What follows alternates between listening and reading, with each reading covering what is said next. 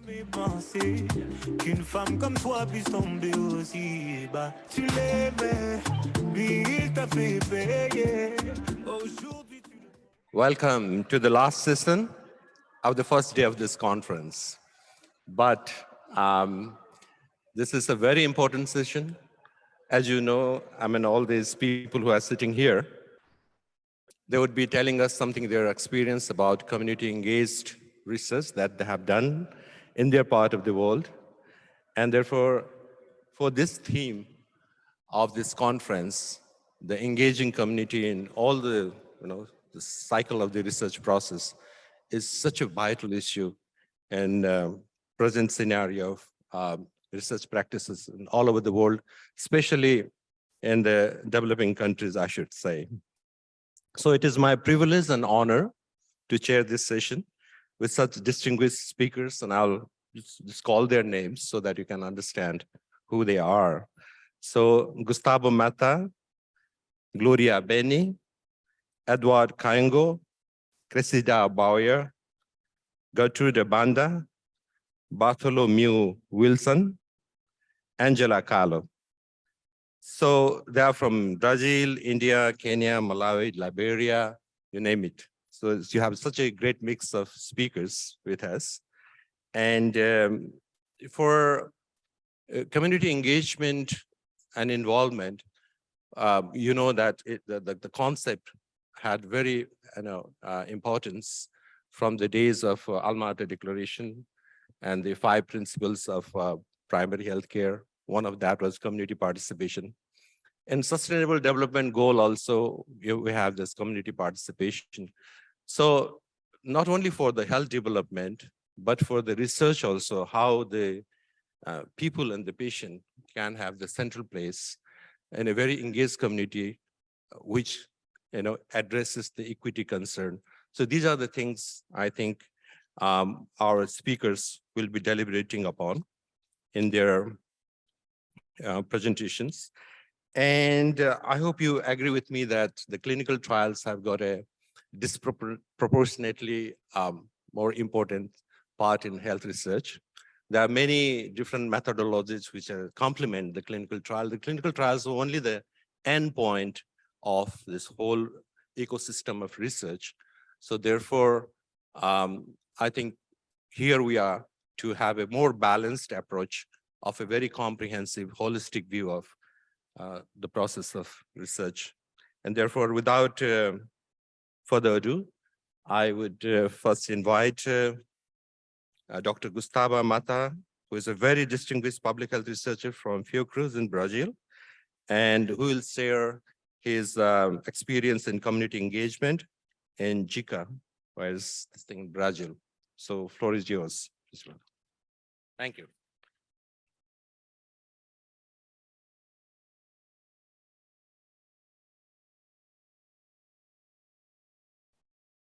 Yes, thank you. Thank you very much. It's a privilege to be here.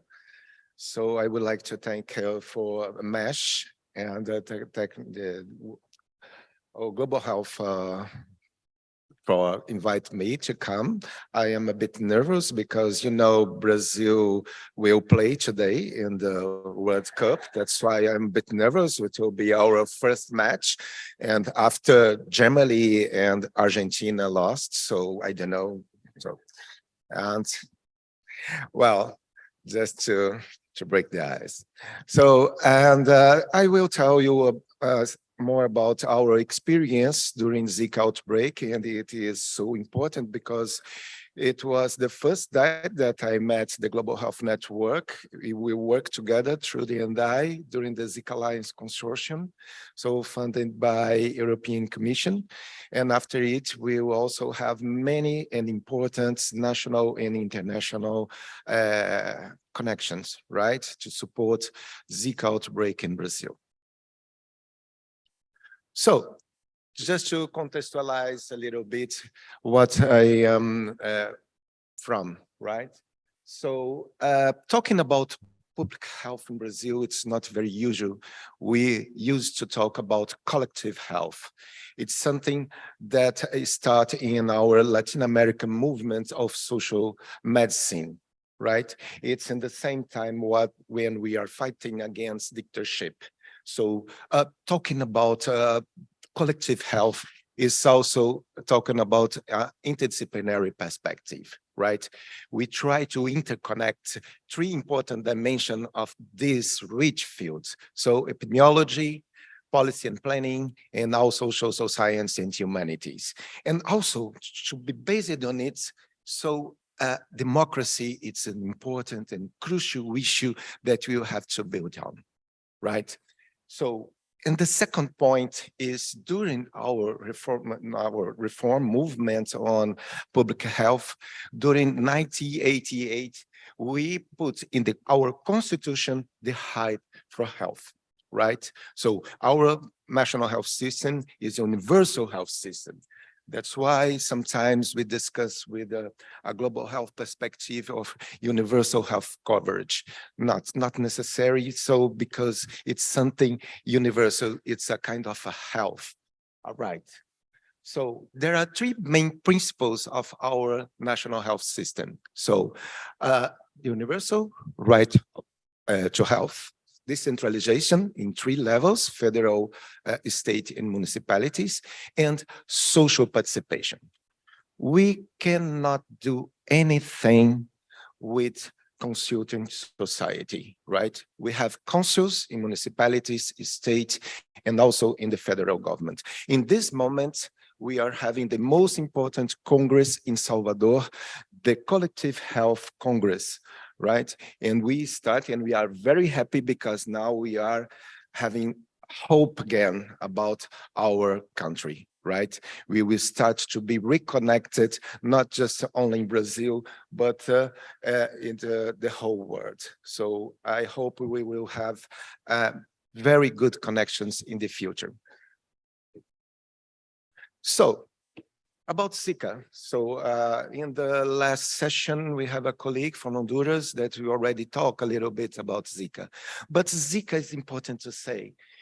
Represented, it still is an uncertain issue in public health. Science, health, and society are intrinsically entangled in the Zika outbreak and its repercussions. Global, regional, and local inequalities characterize the Zika epidemic and responses. So Zika as a political and social analysis of the invisibility of multi-disabled children and people in around the world. Controlling the mosquitoes itself as a biological identity without historical and gender entanglements. That's what we have in the global health scenario. So every health emergency for us, and I think that most of us, is a humanitarian crisis. So this is important just to show that Zika came in the northeast of Brazil. The northeast of Brazil is the most unequal region in our country. And then, if you can see here, entering Pernambuco in 2015, and then in 2016. You can see in the gray area, this is the most endemic area for dengue, right? When we have a lot of Aedes aegypti.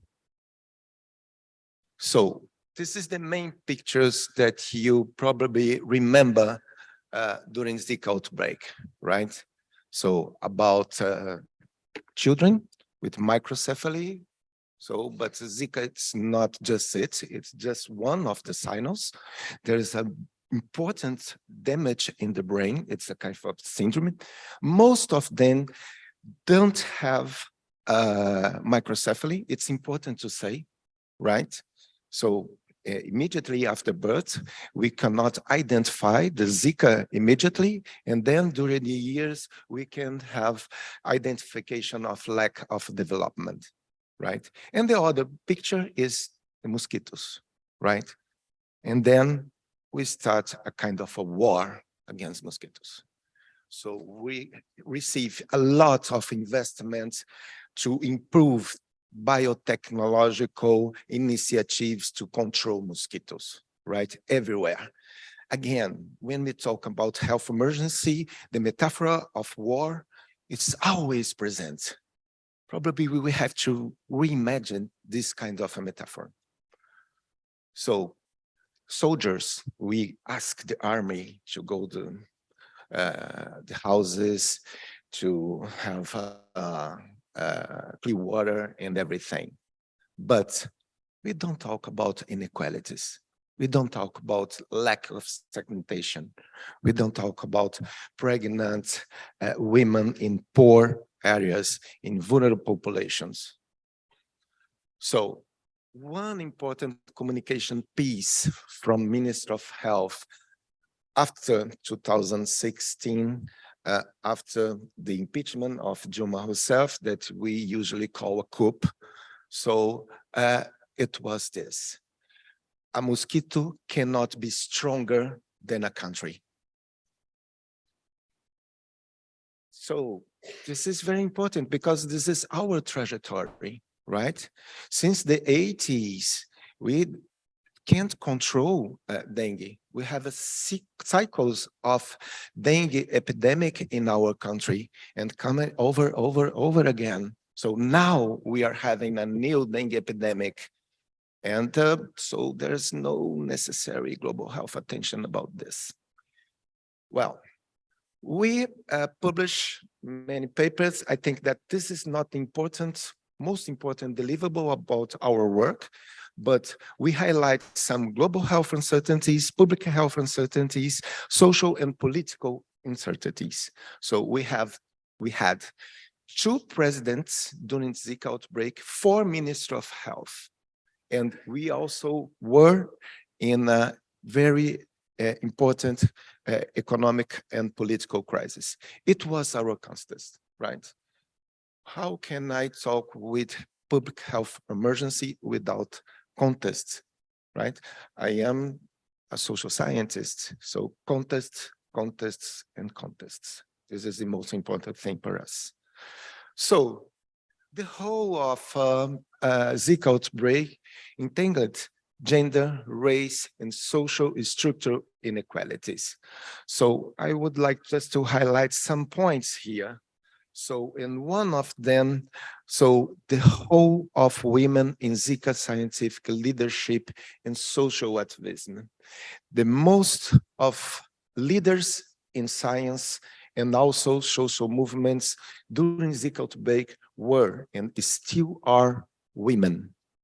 So this is important in a more strong way when we would like to improve gender equity in science field.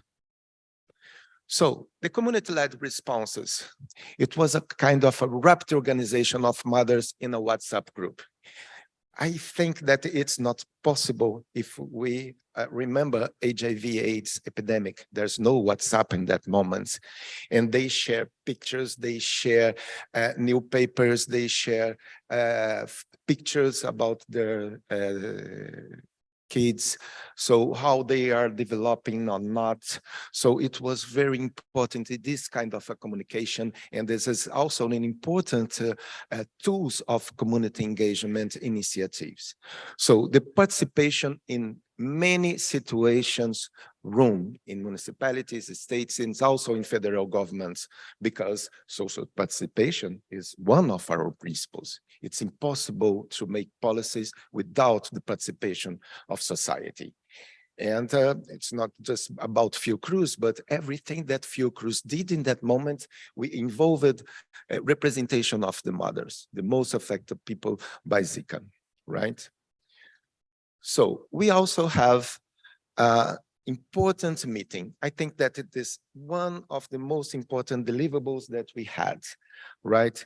When we discuss with scientists, policymakers, and social movements what we learn about Zika. It was in 2018. There's many meetings before this.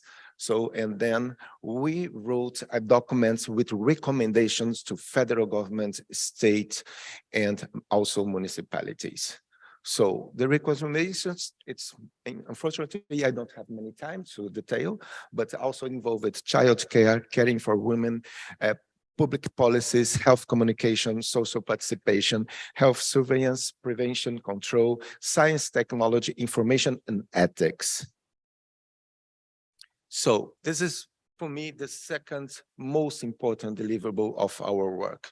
We create a Zika exhibition with the participation also of a society. And the mothers' movements are using this, yes, to discuss their needs, to expose their needs and their challenges as well. So I am running a little bit. So, and we also create a website about Zika Social Science Network in the Global Health Network website. So we have, I think, a kind of an editorial work, right? So we had a collaborative paper with social movements published in British Medical Journal, right? When we describe our experience during Zika and what are the main challenges to improve scientific cooperation, national and internationally, right? Highlighting many issues and challenges. So the post-Zika repercussions, Zika became completely invisible since 2018, especially after the end of WHO international public health emergency. The post-epidemic social and community consequences are usually missed by health and political authorities, as well funders. There's no funding anymore for Zika research, right? Mothers Association are still fighting against acting to support and seek health assistance to social protection. And in 2020, the Brazilian parliament, based on our documents, instituted a law to guarantee a fellowship to the mothers affected by Zika. So the conclusions. So children affected by Zika have been framed and treated in our country. So, but neglected population groups are still inscribing further inequalities in Brazil and also in the global health genealogy. COVID-19 difficulted a lot the health access and social protection among families. So they have many difficulties on that. So I already said this, and gender issues in scientific production and social protection still are invisible to governments and also funders. So for me, and it will be my last words, I promise.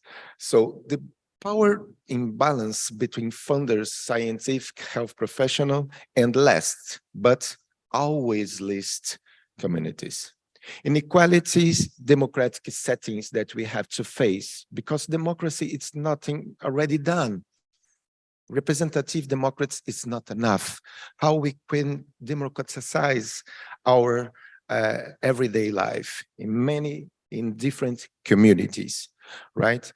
Community engagement as a way to legitimate the scientific truth. Communities have to learn and scientists have to teach. This is something very usual in our, I'm sorry, I stopped, but okay, I'm finalizing. So epistemicide of knowledge, practice, and culture in the global south. The scientific ethos is more competitive than a collaborative field. So I was to say that it's a kind of arena. And with science, we want communities to be engaged.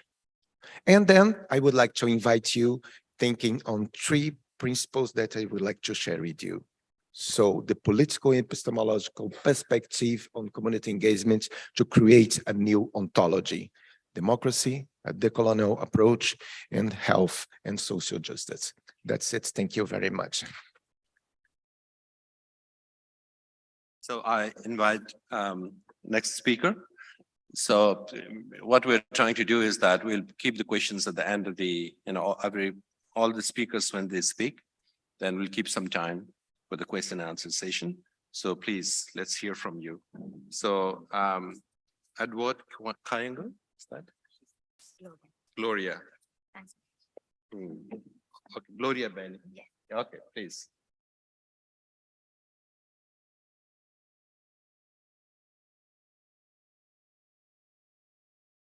Hello, everyone. So I am Gloria Benny, working at George Institute for Global Health, India.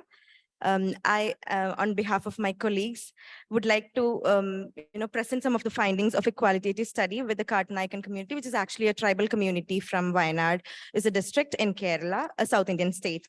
We are looking at the role of tribal people's participation on a government-led community health worker program.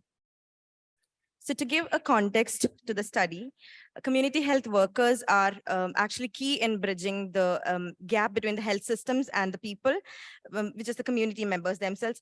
And the tribal community health worker program here in the study area, which is in Kerala, it was a new program that was launched in 2016, which is called Urmitram in the local language. And the community health workers in the Urmitram program was named as Ur Asha, which means Ura means the tribal hamlet or the settlements, and Asha is the name coined for community health workers under the program by National Health Mission in India. So tribal communities within the area that they are getting the services are actually the direct beneficiaries of the services provided by these Ur Ashas, but they are also having a specific role in the selection of these community health workers, which is the Ur Asha, and they also have to support to complete the task given to Ur Ashas. So the research objective is to understand how community participation was envisaged and manifested in the Urmitram program. So as you see in the slide, the study was a qualitative descriptive analysis, which was part of a larger tribal health implementation research study. And for the larger study, we employed a purposive criterion sampling, while for this sub-analysis, we employed theoretical sampling. And we conducted data collection, which we used key informant interviews and in-depth interviews and group interviews among 18 females and 14 males. And our participant profile was tribal community workers, community leaders, community-based organization actors, healthcare providers, some scholars, as well as the community members. And among the community members is what we were doing the group interviews. We actually secured permissions from the different department heads, mainly health, forest, some of the tribal departments. And then we have some of the local self-government institutions there, which is kind of a grassroots level gatekeepers. So we got permission from them as well. And with that, we went on for the data collection. We secured individual written informed consent or audio recorded informed consent from the participants. For the analysis, we used a thematic analysis, and we did it using Atlas TI-8 software. So we have some of the illustrative findings that we'll be showing up here.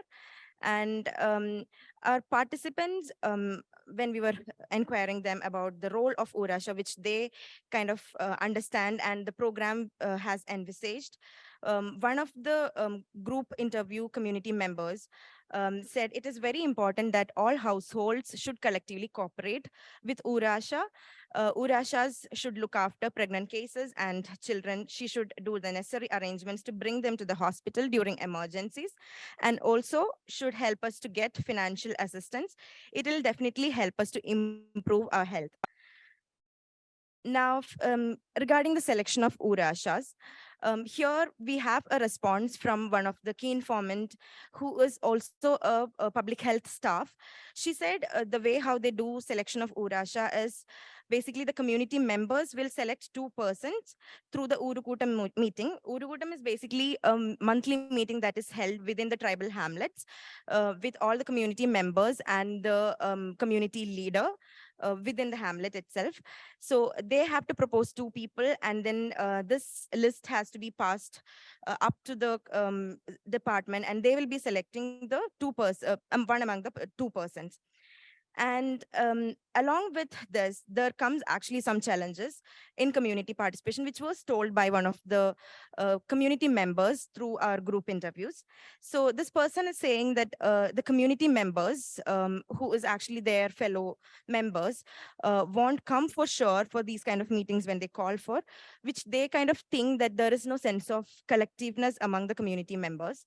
If we say anything or do anything, we think that it would be beneficial for everyone, and all the community members should stand with us without any second thought. But they would never do that. If a meeting was called for discussing such important things, only half of the people will go for it. So that was kind of a challenge the community themselves were raising regarding the community participation. And regarding the role of community, one of the key informants who's actually a scholar in the tribal area was saying that even an ASHA, who is the community health worker, has to act as a catalyst only. She must only be a person who is involved in the service delivery system. The involvement, leadership, and decision-making must come from within the community itself. It is not there in our state, which they kind of point out to the gap that is existing in the state. And so summing up what I was projecting over here, community participation envisaged in the Urimitram program happened diverse across project areas. While some community participation was actively, which was as envisioned in the project, in some places, some CHW selections was based on the prior engagement with the health system. So there were some of the cases where, the people who have existing informal relationship with the health system or some acquaintances with them were also selected, were approached by the health staff. And varying community priorities resulted in this mismatch between what was envisaged and what was actually intended in the role of the community in terms of the community participation. And then we propose a policy formulation on mandating a tailored community participation strategy, which is required in designing and implementing any new programs. So the study was actually a smaller study, so as such, we had some limitations to that. The questionnaire was actually tailored, and it was framed according to the larger study. And so the focus for the selection of CHWs and communities' role in it was not a priority probe in it. So we had so limited responses from the participants due to the same reason. And this project actually happened just before the COVID happened, and as soon as when the pandemic was there. So partially our data collection was telephonically done. And this, we feel like if we were doing it as in-person, face-to-face interviews, we could have got more nuanced community participation understandings from the community. So this we consider as a limitation to our study. And yes, so we would like to acknowledge the participants of the study who have given their time and valuable inputs, also to the funding agency, Indian Council for Medical Research. Thank you.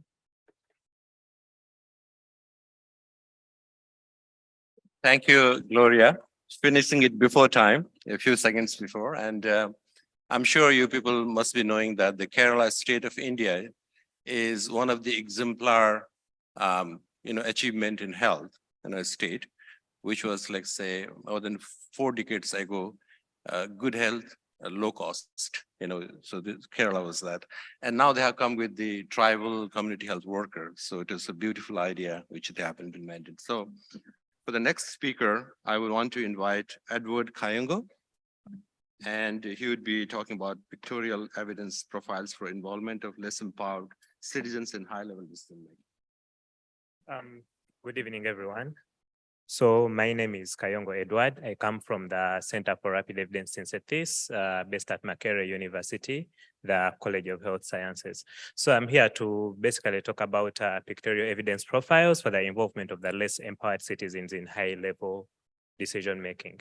So basically, we come from the point of view that many policies are actually set and implemented in countries without necessarily involving the less empowered. And in this case, we are calling the less empowered the people who typically are left out of decision-making processes, like people who can't probably read or write, people who are less fortunate, they have less than others in society, they haven't gotten university degrees.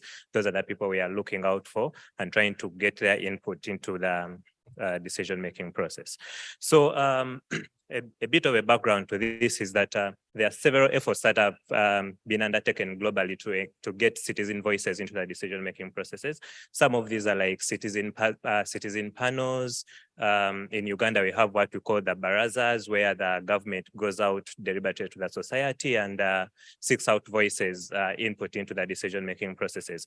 But challenges still do exist in this process. We have politicians not trusting the citizens to be able to engage within the policy-making process, but also there is this general belief that citizens do not have the capacity to actually engage within the decision or policy-making process. So we tried to bridge that gap through using the pictorial evidence for decision making. So here we piloted the pictorial evidence profile for engagement of the less empowered citizens through evidence-informed citizen panels. And I'm going to talk about 3 case studies. The initial case study was about COVID-19 vaccine hesitancy in the country. So at the beginning of the COVID pandemic, we all know there were no vaccines, but then the process of vaccine development was really fast. Even people within the scientific world feared getting the vaccine. So you can imagine the person down there in the village, what they would think about getting this vaccine.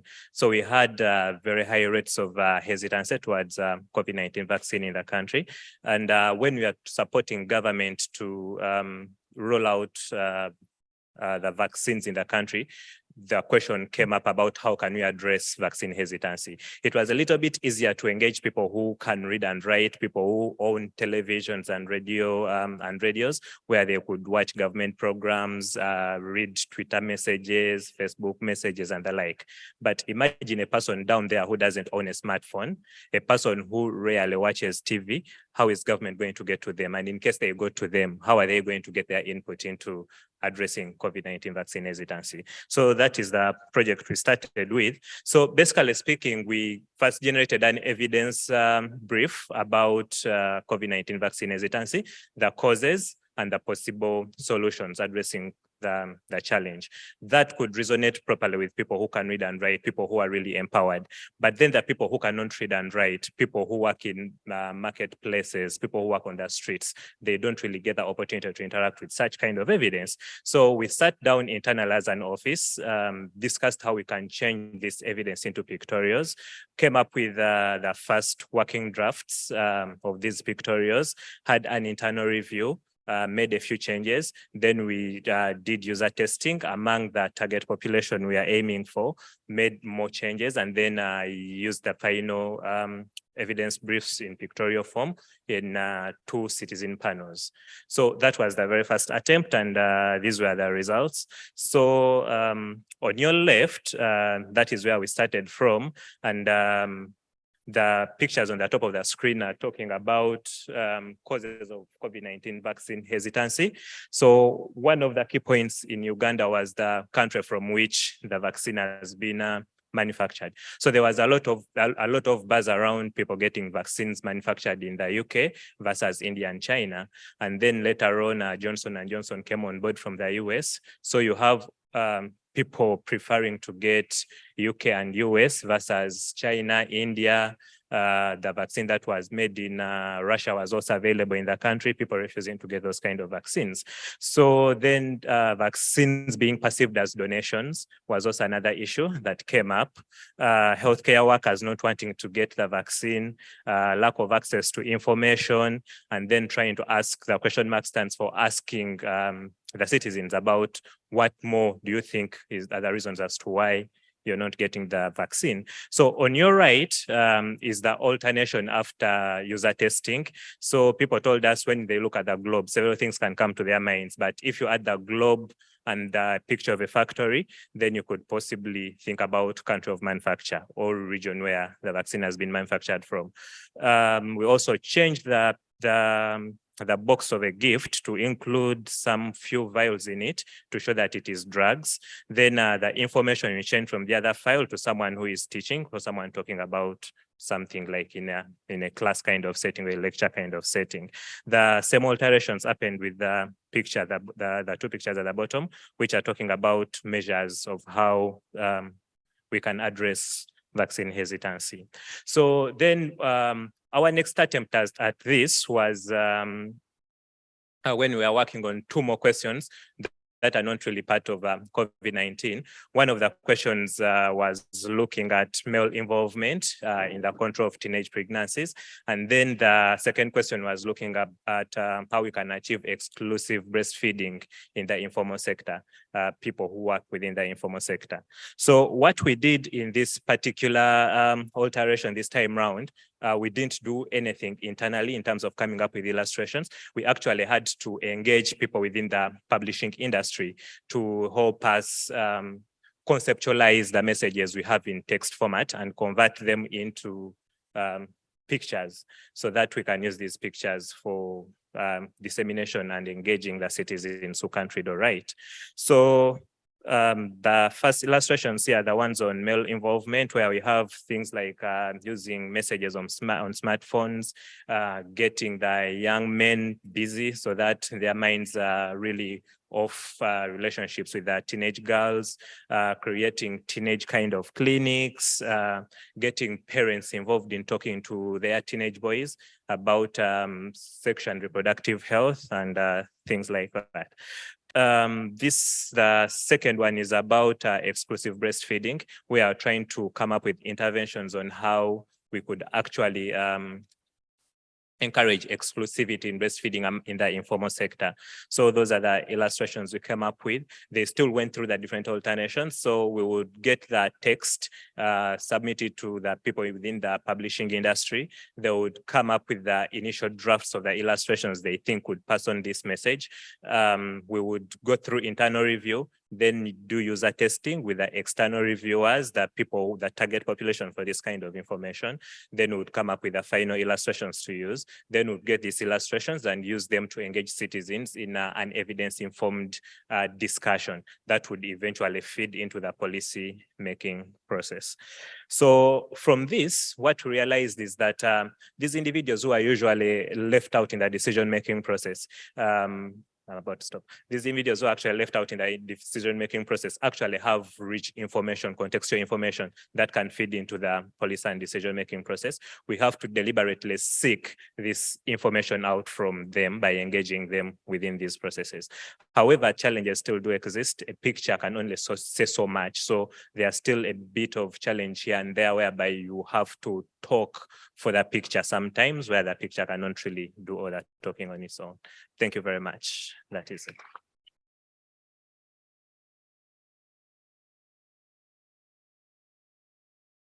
Thank you very much, Mr. Kayongo. Pictorial evidence, very innovative indeed. Now I invite Cressida Bowyer from Kenya to present her paper. Hi everyone, I'm Cressida from the University of Portsmouth in the UK, and it's excellent to be here. And I'd like to talk to you about a community-led sensitization campaign for a project called Tupamui that took place in Nairobi in Kenya.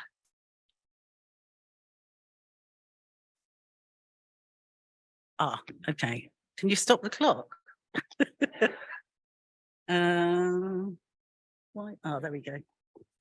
So Tupamui was really the first of its kind research study to compare the lung health of children attending school in informal settlements compared to children attending school in a planned settlement. And you can see in the top picture, that's the informal settlement of Mukuru in Nairobi. And the bottom picture is the planned settlement called Buruburu. And informal settlement dwellers face many inequalities, of which air pollution is just one.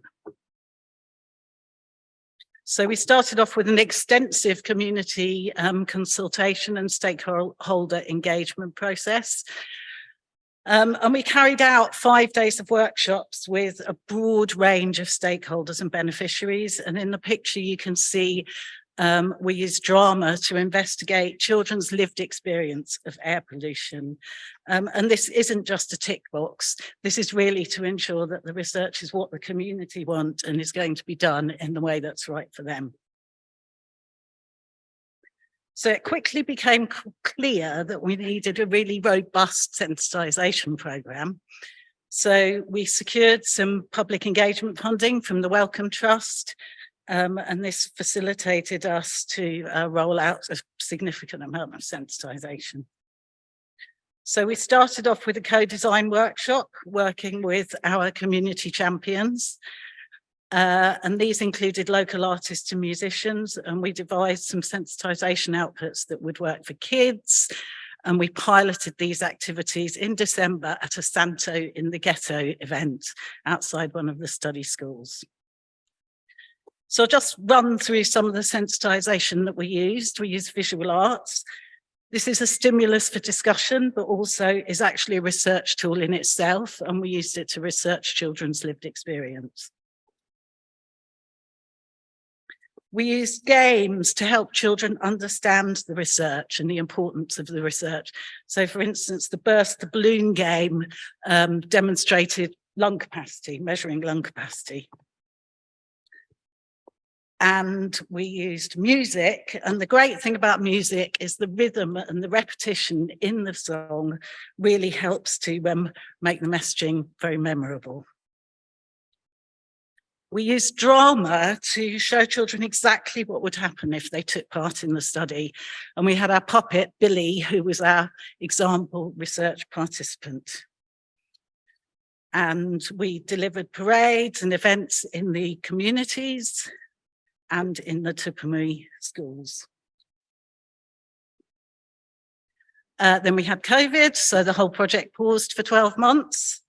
And when we came back, we had to redesign all the sensitization outputs. So we literally redesigned everything, including the logo, and wrote new protocols for the activities. And this actually became an opportunity to promote some COVID safe behaviours as well. So here you can see a mural which shows people wearing face masks.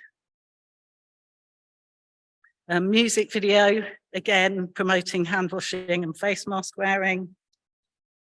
Even Billy wears a mask and sanitizes his hands as part of the data collection process. And the success of the sensitization is really evidenced by the recruitment. We hit our recruitment targets, and we tested over 2,000 kids. We did some sort of more formal evaluation, and the kids did report being knowledgeable about the project and keen to participate. And they knew more, interestingly, they also knew more about lung health in general. And field workers reported that kids would come in to the data collection saying, oh, this is what Billy did. You know, oh yeah, I know the song. So the key findings were that there were high levels of pollution in Mukuru and Buruburu, both higher than WHO limits, but this was worse in Mukuru. Higher levels of respiratory symptoms in Mukuru, and the symptoms were more severe. And actually, a lot of children in both communities had asthma symptoms, but they weren't being diagnosed and treated. We're now disseminating the results back to schools, communities, and policymakers using comics, films, and talks. And my recommendations are embed participatory approaches right at the start.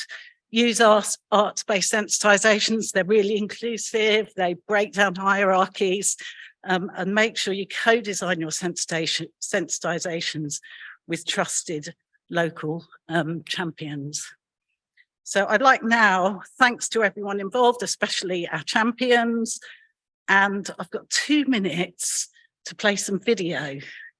So if you wouldn't mind hitting play. Yeah. And this will really show you everything that we do. It's emoji on the beat. Feel free to dance.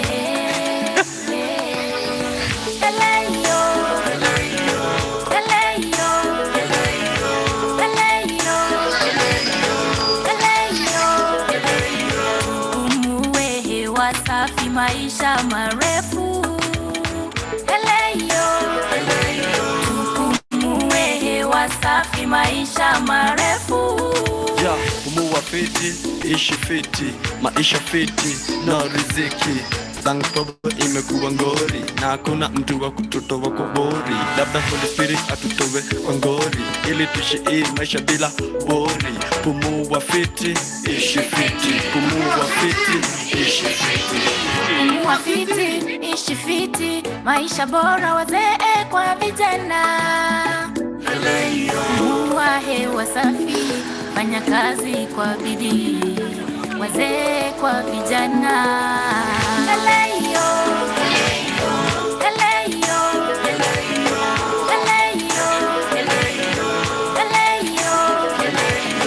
Pumue hewa safi, maisha marefu.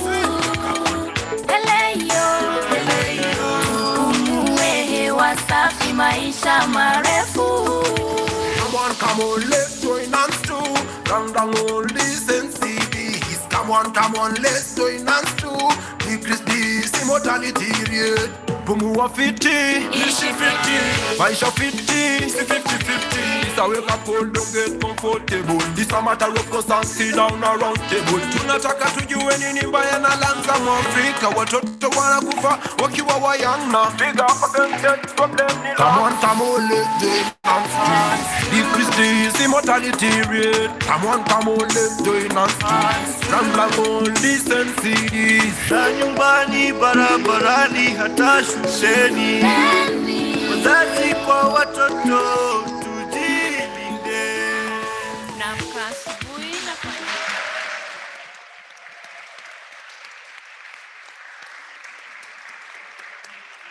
Brilliant. Yeah, when she was speaking, I was thinking of Kathmandu, which also need similar kind of intervention. Now I invite another speaker, Gertrude Banda. So my name is Gertrude. I work for the Malawi Liverpool Wellcome Trust. I'm a Global Health Bioethics Network Fellow, and I'm a registered nurse midwife by profession. So I conducted a study on participants' understanding of their roles and responsibilities in clinical research. This research setting was in Blantyre and Chikoa district. These are districts in the southern region of Malawi, where there are a lot of clinical trials and studies going on. So later discussed in literature responsibilities of research participants. We have standard international accepted standards for responsibilities of principal investigators and researchers, but rarely does literature discuss what responsibilities of participants are when they decide to take part in research. So volunteers' understanding of their role in research, it appears to lead to different interpretations of their trial task. So participants that understand and know what is expected of them as they're participating in the study may be more assertive and protective of their rights and the rights of those others that are also participating with them.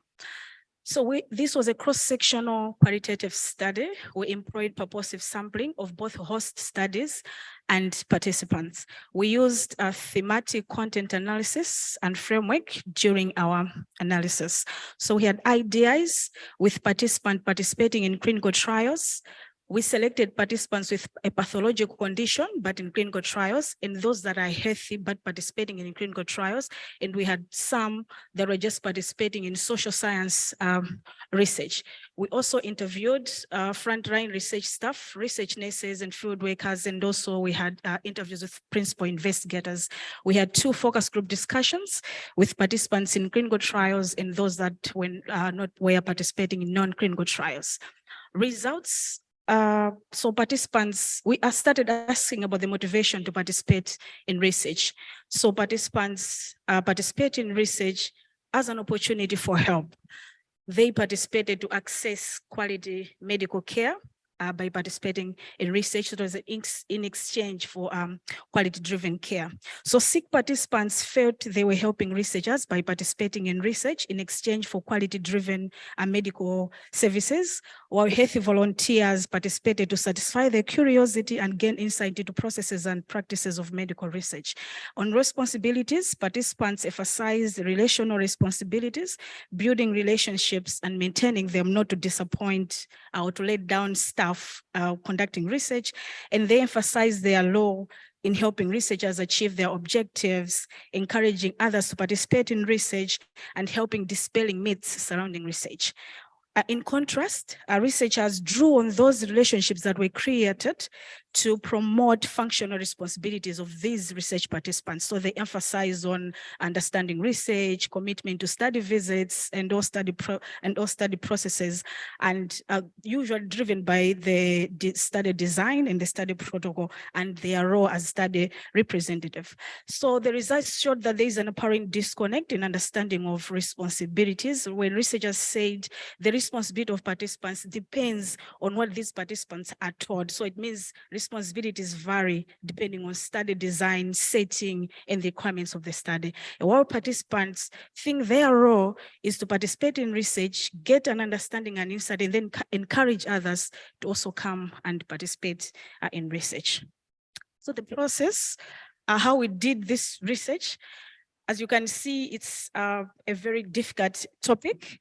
It was supposed to be, the study was supposed to be invested in other, it was supposed to be hosted because wanted participants were currently participating because of issues, of ethical issues of participant recontacting. So we had to use participants that were already participating in research studies. So we had ethics application, both local and international studies. We had collaborative consultative meetings with prospective host studies to accept us, and potential participants were given the leaflet for 7 days to read, because in our setting, you can, even if you are ordered to make your own decisions, but significant others have got a role to play in accepting or allowing you to participate in research.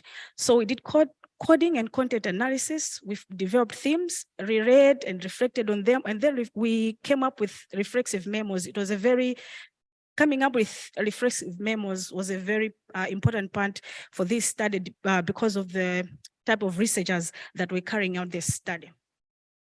So the recommendations, we recommend that there is need to emphasize rights and responsibilities. We can not only talk about responsibilities of participants without informing them of what their rights are. Community meetings, we suggested that participants need to be aware of their responsibilities before they meet researchers. At least they know what a researcher is supposed to do, and they're also aware what they're supposed to do before they decide to join research. Also, they should, researchers said they need to be standard statements that can guide them to know what responsibilities of these research participants are, so that they're informed before they come to join research. Challenges. The data sharing questions that came in, we faced this one, information sharing with host studies. There were discussions as to how much information they can give us for participants that wanted to enroll in our studies. So we agreed that the host studies research team should, we started finding research studies that had consent forms with statements stating that those participants can be recontacted or invited to participate in other studies. So we had to check those studies first. And after that, we had to ask the study team to help us inform the participant that they will be contacted. So what they could give us was only the phone number. We called and got the names on our own.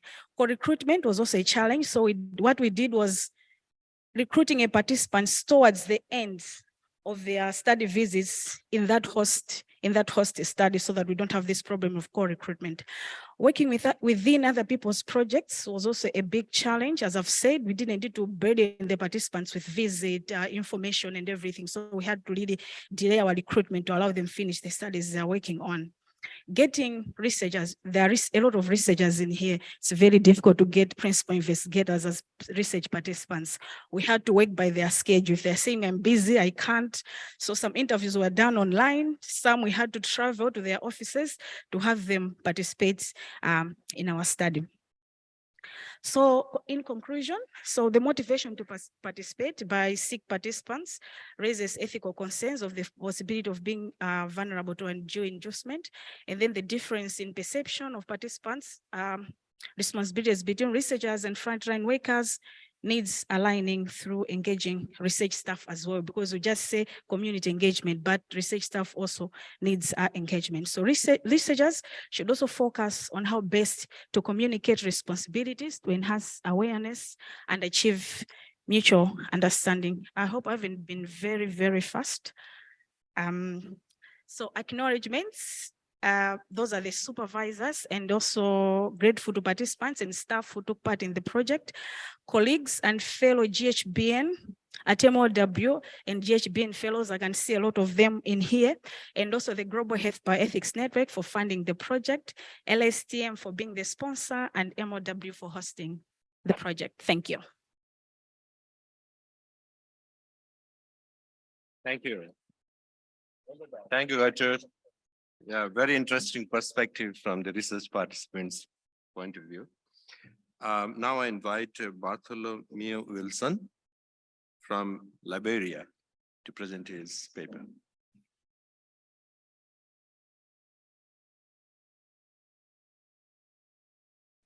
Thank you. Good afternoon to everyone. And thanks to my colleague who earlier lighted up this place because I felt like everybody was kind of falling asleep.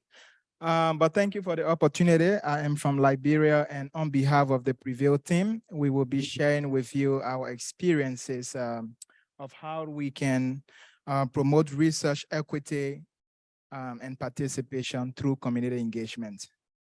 And we'll be looking at particularly the INVITE study that was conducted in Liberia. So just to give you a little background, right around the end of 2020, WHO kind of issued a validation of using COVID-19 vaccines in emergency response. Few months later, about 3 months, Liberia got the first consignment of vaccines thanks to the COVAX facility. And those were 96 doses of vaccines. But then it took additional 1 month to actually roll out vaccination because of logistical issues that we identified earlier on. What we did not identify and did not appreciate were some of the structural and systemic issues that existed. The INVITE study was launched in August, and by the 23rd of August, we have started enrollment of participants. So the INVITE study is an international collaboration with multiple countries. The aim is to look at the immunogenicity and the durability of vaccines in people who have been vaccinated either with an initial dose or a booster. And we all know this was happening right around the time we had the emergence of the Omicron variant. And so it was very important for us to also look at breakthrough infections. In Liberia, the study was conducted by Prevail, and in other countries, you have different partners implementing the study. But during the early enrollment, this is what we observed. We observed gender discordance. Although we did very well, in less than 1 month, we had already enrolled over 200 participants, but now you can see 62% of those were all males. And, you know, we really wanted to understand what was happening. And this is where data sharing became important. We went back to the Ministry of Health and showed to them what we saw and asked if they could share what they had seen from the vaccine uptake. And interestingly, there was a pattern there. The Ministry of Health also realized that at least 64% of those who were vaccinated were all men. So then it became more interesting. And we decided to do what we should have done from the beginning, rather than making an assumption that women, you know, are always exposed to vaccine. It would be easy to get them vaccinated and get them to enroll in the study. We should have talked to people. So we went back to the communities, held engagement with the leaders and the women group, and they told us, you know, for us to successfully implement this study, you need to engage people in smaller meetings. You need to listen to the women, listen to people's concerns and what the challenges are. So these are pictures from some of our engagements that we held. And at the far bottom, you'll see our PI talking to people on the radio who have concerns about COVID vaccines and trying to address those concerns and fears. So we learned from all of these engagements there were barriers, and those barriers were not necessarily as a result of hesitancy or vaccine oppression, as we always believe. There were barriers about inadequate information, barriers related to limited accessibility. You know, vaccines were at certain health facilities, and women being care providers did not have the time or opportunity to go to those facilities to access the vaccines. So we decided to do a pilot project, and instead of asking people to come and get vaccinated at those facilities, we will now take the vaccines to the communities, have engagement with people, listening to whatever concerns or fears they had, and then people got vaccinated. So 95% of those we engaged at the community level enrolled in took the vaccine, and 76% of those who took the vaccine enrolled in the INVITE study. 76% female enrolled in the INVITE study. So you can clearly see the difference there. Between August to September of 2021, you see female participation is very low, 34, compared to October to December when we started to do these initiatives. You see clearly that it has gone up to 56%.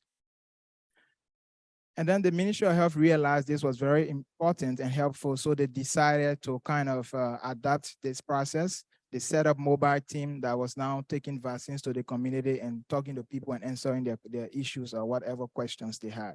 And that helped to improve the national vaccination rate, not only in our study where we increased female participation to 45%, but also at the national level. Now the women vaccination rate among women is 49% compared to when we earlier started this study. And we can say it is only because of what we did, but we clearly see that there is a value in doing such an engagement and making sure that we meet people where they are. So just to share with you some of the recommendations that we are proposing based on what we have learned, it's important that we look at gender-based barriers. Okay, women have specific needs. They are mothers. Sometimes they're at home. They don't have the opportunity that we may have the kind of information that we have as men. And so it's important that whatever research or public health intervention that you're considering, you have to take those values, those concerns that are specific to women, take them into consideration. Pandemic response must consider the gender context. It's not every size that fits all. And what is also more important is the messenger. Sometimes we have these messages that are important, but who is bringing these messages? What is the role of women in communicating health messages and getting other women to be part of research? Low uptake is not necessarily as a result of vaccine hesitancy. There are other structural and systemic issues that we have to deal with. And until we do that, we may not be moving forward. And the way that we can do it is through community engagement. And what I call community engagement is one that has the value of respect, one that is built on the learning from experiences and the views of people who are affected directly, and one that is accountable to all stakeholders. We as researchers, we must realize that we are accountable to our stakeholders and we must hold them in high esteem. Also, trust is very important. There's no way you're going to be successful in research without gaining the trust of your stakeholders. And the way to gain that trust is get them involved right from the beginning. And when we do that, we're going to be successful in our research endeavors. So thank you very much for this opportunity and for my participation.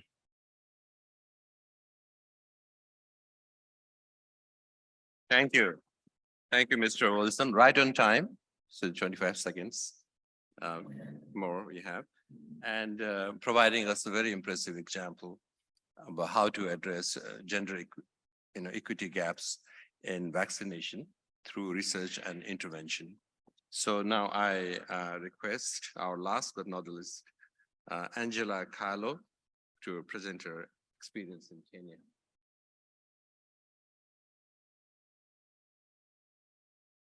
Thank you. Thank you. My name is Angela Kyalo, school engagement program lead, KEMRI Wellcome Trust Kenya. I'm talking about embracing agility in the time of COVID-19, the case of KEMRI Wellcome Trust engagement program, Kilifi, Kenya. So a brief background on how the school engagement program evolved.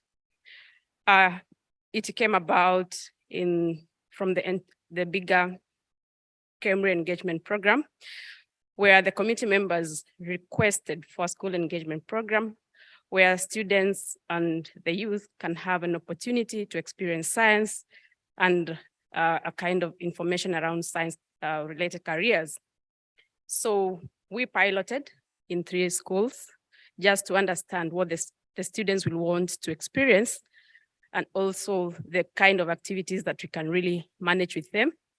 And after a year and evaluation, we felt we had got it right, and we got into 5 more schools where we had students coming to the program to have experience with our lab facilities, engage with scientists.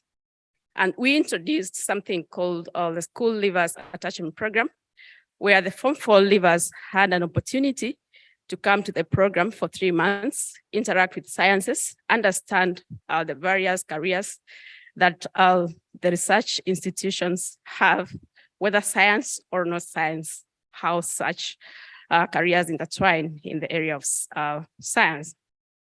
So that happened for around 3 years. Then we expanded to 30 more schools.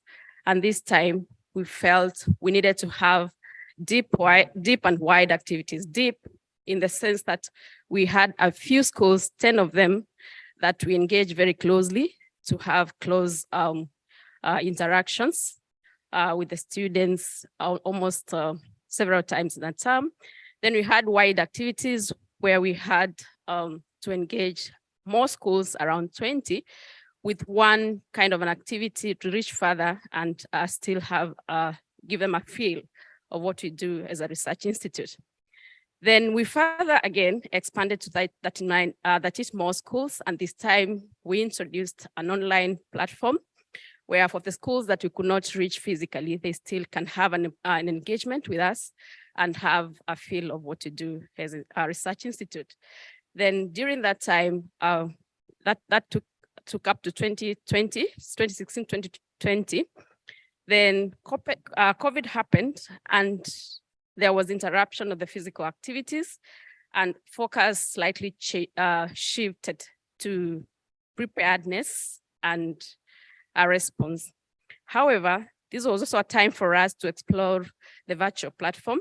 We felt we still can reach out to students through online engagement. We consulted widely because this time we could not just work with the Ministry of Education. This time consultation had to go further with the Interior Coordination Ministry and also the Health Ministry, which was the key partner when it comes to COVID messaging. Then we had a consensus building the teachers to ensure that the activities that you're going to undertake through the online platform are relevant to the students in line with the curriculum they are doing. And we're also giving the students a live experience or a relevant experience with their lived experiences in health and health issues.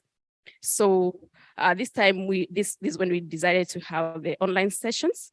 We piloted again, this time within 3 schools, and we felt we were able to cope, the students were able to cope, although amidst a lot of challenges, technological, of course, both the technological infrastructure and skills among the teachers and the students. Even so, we had to have time and opportunities every time we have a session just to make the teacher and students comfortable to use of technology. Again, the schools had to be few because, again, the facilities were also strained and connectivity was an issue within the school's environment. So our approach was literally participatory process through planning meetings with teachers, contact teachers, and education officials. And implementation happened through essay competition that was done virtually, and among others, school science symposium. And we had feedback sessions with teachers, evaluations with contact teachers and learners just to understand what their needs are and whether we are meeting them through the virtual processes. This is one of the session that we had among the main sessions that we had with students. And through this platform, we had career talks in 10 schools.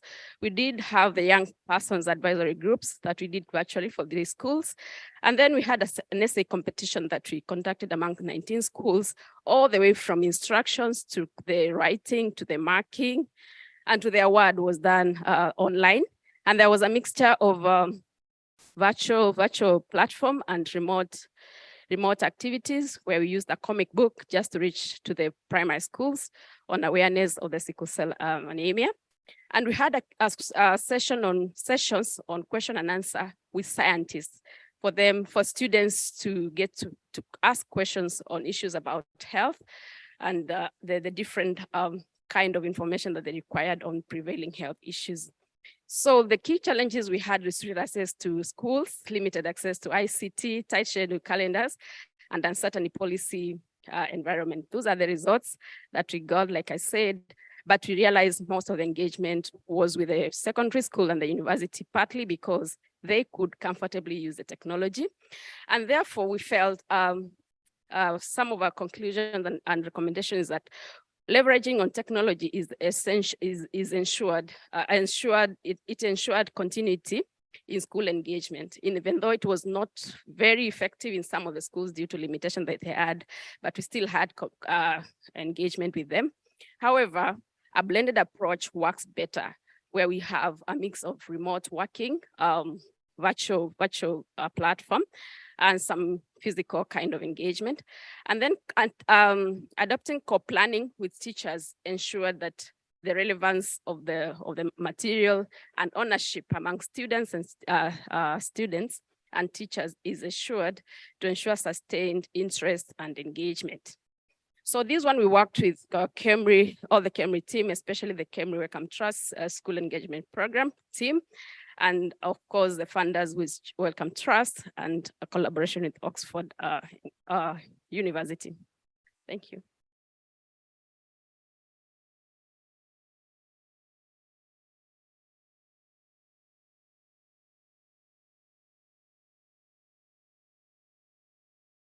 Thank you, Angela Kyalo. Now we have heard all the speakers, and the remaining time I have planned in this way in order to say, we have to have a photograph also. I'm sure you are bubbling with questions. Therefore, I thought I would skip the chair's remark. The speakers were so clear about that. I don't have to summarize about that. But what I'll do is maybe about 5 minutes for question answer. Any burning questions we'll take, and then some kind of a take-home message for you from their own experience. I'll ask one question to answer, get answered by all the speakers. Okay.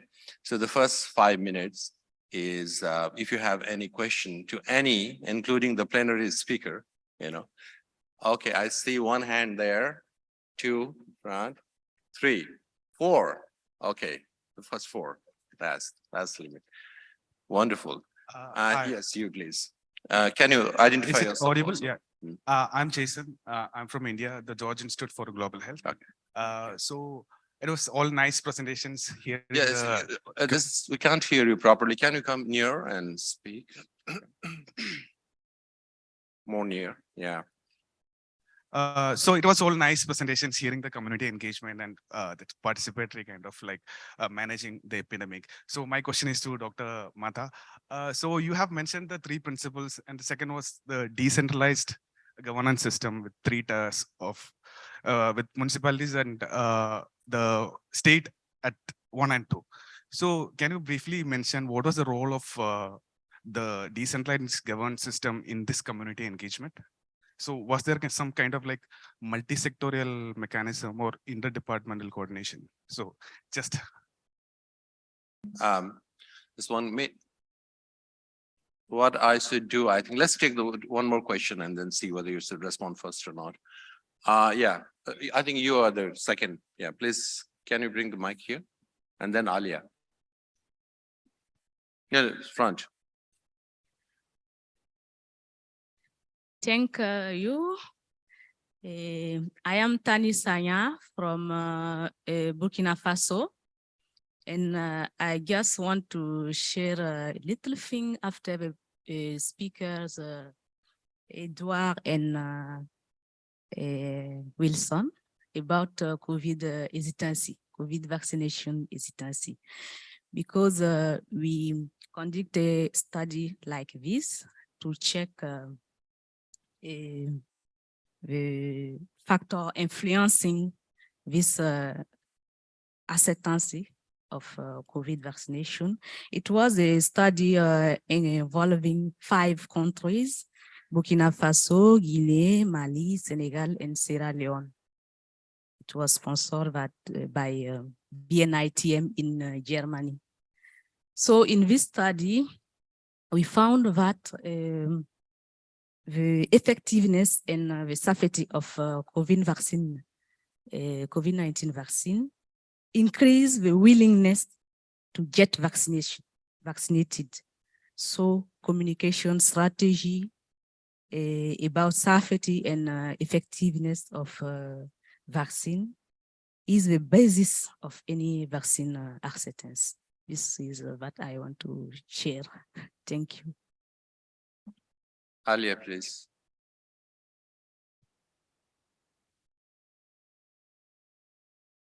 Those were excellent presentation. My direct question to our colleague in Uganda, you worked with the prevention of teenage pregnancy in involved males in the community.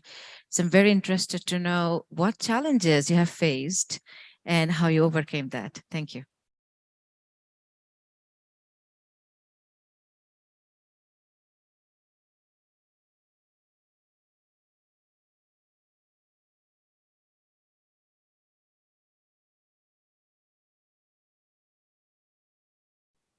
Yeah.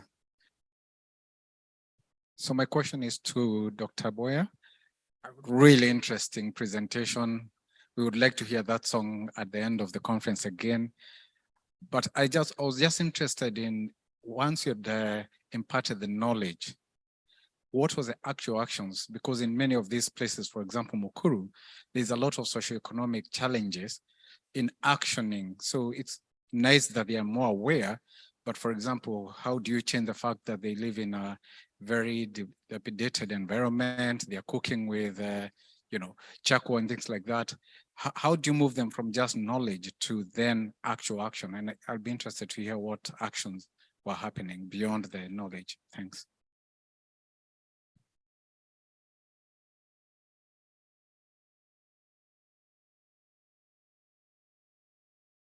Hello, my name is Rubina and I'm from Pakistan. My question is directed to, I'm sorry if I pronounce your name, it's very difficult. I'm still trying to pronounce it right.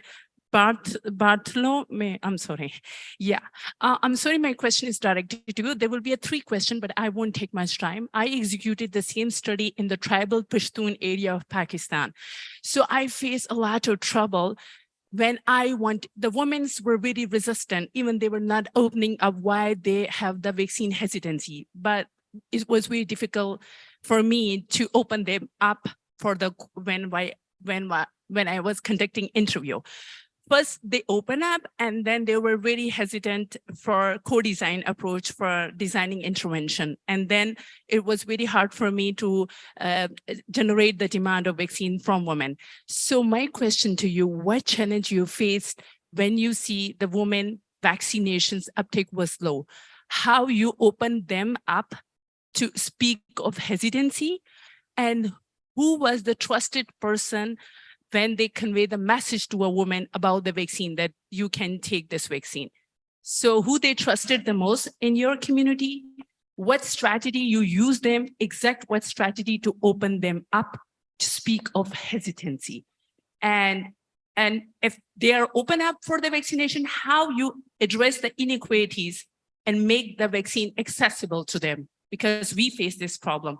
Yes, sorry. Okay, thank you very much. The questions are long, but you have 40 seconds each to respond to it.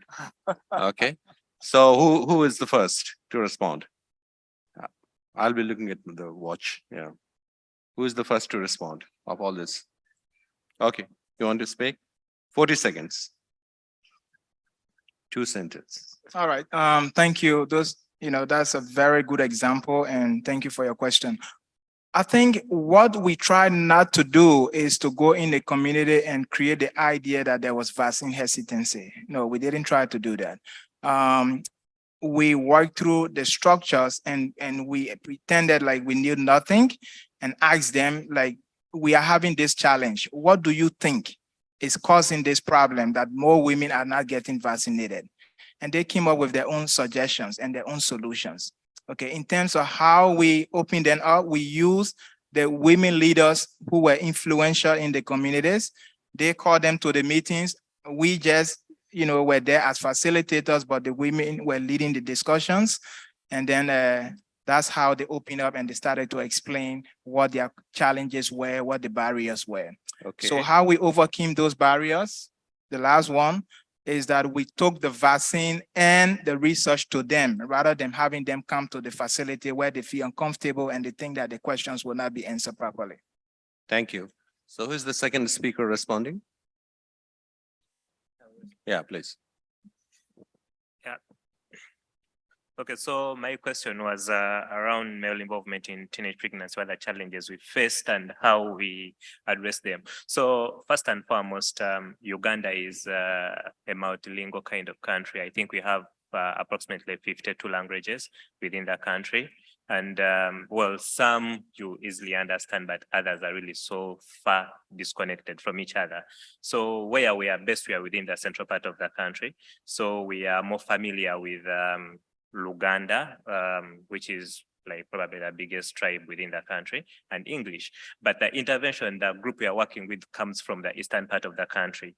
So we had to get someone from that part of the country who speaks that language, and we go through that person with the evidence that we've compiled together, ensure that when this person is talking to these people, he or she is adequately representing the evidence as is or as we intend it to be. Then second is the context. You find that if you read literature, they'll tell you keeping boys busy is one of the ways in which you can avert teenage pregnancies. But when we went to have conversations with the boys in the field, it was quite interesting. The boys told us, you keep us busy, we get money, we shall chase after the girls. So it becomes really complicated. So you're going to have to think about context, and actually the interventions become very context specific for whichever region you're going to.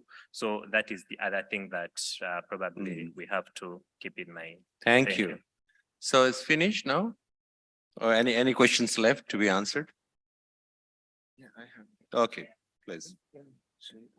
You can use this one. I think my question was around action and change and creating impact. So I'd just like to talk about two things really quickly. So one is around the undiagnosed asthma that we found in both communities.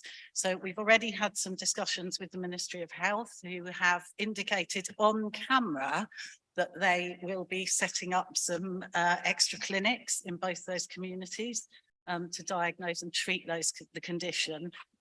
We also are aware that some children, because the problems were identified as part of the study, they've already gone to their doctor and said, look, I think my child has got asthma, and they've been diagnosed and they've been treated, and their quality of life has improved as a result of that.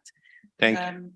And then just briefly to talk about the air pollution sources. I didn't talk that much about the results of the study because that's not what I was here to talk about, but we identified so waste burning, mosquito coils in the home, smoking in the home, and traffic, which is something a little more difficult to address. But so the next step in terms of that is, the community are already galvanized for change. So we can do things like raise awareness around waste burning. We can try and make sure that it happens away from homes. Mosquito coils could be replaced with mosquito nets. And we have produced some really nice 30-minute documentary film that we will be using at all different levels. We'll be using it to try and get more funding. We'll be using it to try and inform policy. But it's interesting because the community engaged, the community are going to be applying a bit more pressure to make these changes now that they've been part of the research and the evidence. Okay, thank you so much. Now, Gustavo, your turn, I believe. Yeah. Well, very quickly. So if I understand well, your question is about decentralization and the intersectoral work. So I could include another dimension that's about also on social participation. So we have during 2000 an important program that we call Family Grant. So it's a minimum wage program with a lot of conditionalities, right? So, but it's completely decentralized, the funding from the federal government, and then you spread the funding with a lot of conditionalities with school, vaccination, immunization, to have a primary health care coverage and many other things. So one thing that I would like to highlight in this point is after COVID-19 impact, I think that we have to rethink everything, right? Because the COVID-19 impact has a very multi-sectorial impact. We have impact in education, we have impact in terms of the gender violences and many other things that after the beginning of COVID-19, in the very beginning, we start to talk a lot about inequalities in science, inequalities in social problems, in vulnerable populations. But after immunization and vaccination, it is still important. We only talk about immunization coverage, right? We are not talk anymore about the impact of COVID-19 in a multi-sectorial dimension. So this is an important ethical issue to be discussed in local and global level. Thank you. Thank you so much, everybody. And, you know, for the sake of timekeeping, I'm cutting down that common questions and, you know, take home message also. I hope you can interact. And you people are so clear, and there are many take-home messages people are already taking from this hall, I believe. So what and forgive me for being so brutal, because I had to maintain that time. And I invite Professor Reader to, you know, say his words and probably conclude the session. Thank you. Hello again. We're getting towards the end of the day and everybody's very tired, but I've been tasked with summarizing the day. You'll be really glad to know I've kept it down to around 50 slides. You weren't doing anything this evening, were you? No, of course, it's been a really rich day of fantastic presentations and impossible to go into this in any kind of detail. But let me just pick out one or two of the things that have struck me. Firstly, fantastic panels, fantastic plenaries all through the day, and congratulations. And let's give another round of applause for all of the speakers today.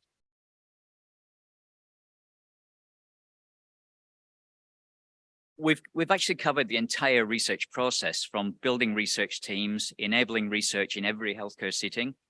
We've been hearing about community engagement. We spoke about putting evidence into policy. So we've really closed the research circle during our discussions today. But what struck me was the really practical sharing of experiences, and by speakers that were not only from the academia and researchers for academia, but a broad spread of people using research as tools in their work. And I think this brought a really different skills, different perspectives, and gave the day a real world feel. It really felt like we were tackling the health issues out there rather than sitting around discussing academic methodologies or wording on these things. And I, for one, was really inspired by this approach. I thought it was just terrific, and it's given me much food for thought and thinking about how TGR can make sure it's supporting this kind of research into action. We really need to continue this journey to decolonize and to democratize the science. And I think that's what we've been seeing today. We've been seeing this being discussed. And I really applaud the Global Health Network for bringing us together for this challenge today. It was a real privilege to join you. And all I can do in finishing this very short talk is to quote Walter, one of our earlier panelists, and say, rise up and spread the gospel. So have a great evening. And I think Trudy's got a few comments to go.